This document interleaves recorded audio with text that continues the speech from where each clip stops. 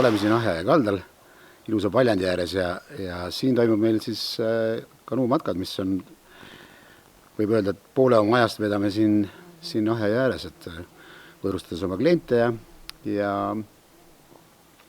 juhendades neid ja viies läbi erinevaid matku.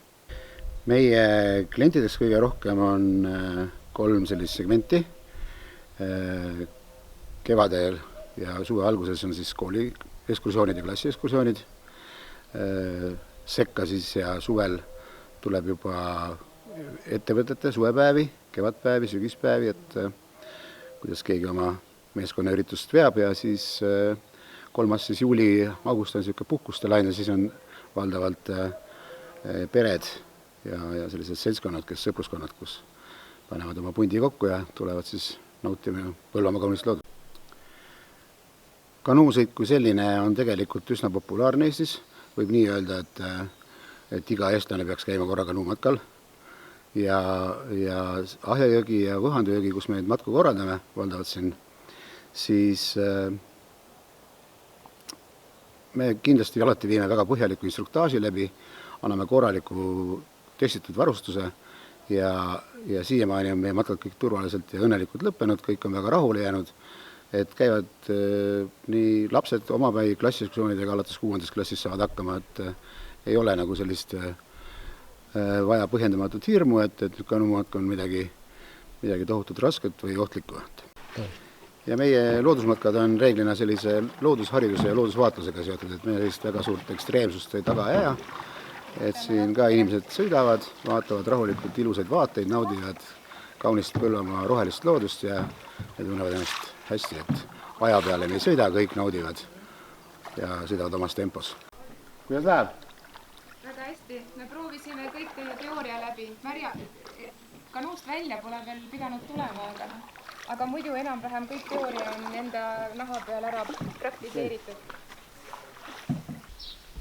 Oleme siin Lokko talus ja Lokko talu on oma põhimõttelt pigem ikkagi nagu matkatalu ja siis matkajatele pakume siis neid lisateenuseid, et meil on nagu majutus on nagu kõrvalteenus, mitte peamine.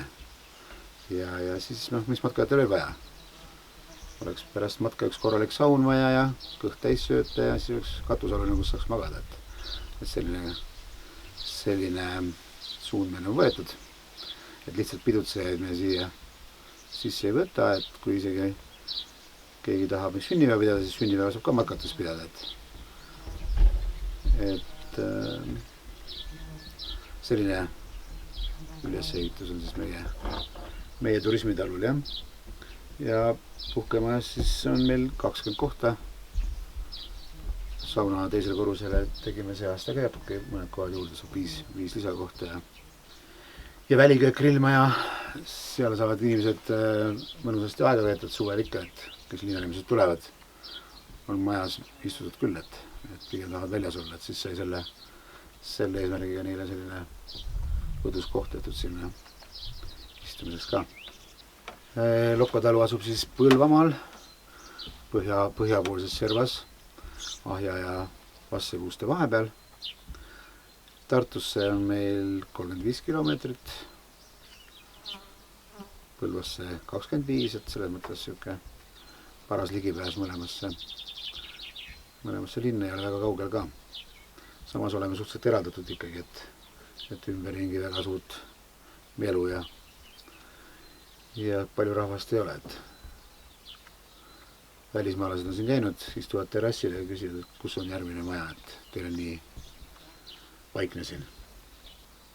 Meil on väga tähtis loodushoid ja keskkonnasõbralik suhtumine. Me toodame ise endale elektrit päikesejaamaga. Me sorteerime oma prügi väga hoolikalt. Palume seda alati klientidel, rõhutame alati enne kui majja laseme. Viime sellise tutvustuse läbi ja palume alati seda teha. Kõik meie ehitusmaterjalid oleme ka looduslikest suhteliselt väärtusest materjalidest, et tehismaterjale väga ei ole kasutanud.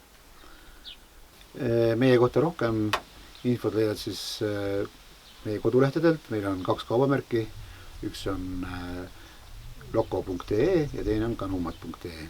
ja need mõlemad lehed saab meie kohta ja meie tegevuste kohta informatsiooni.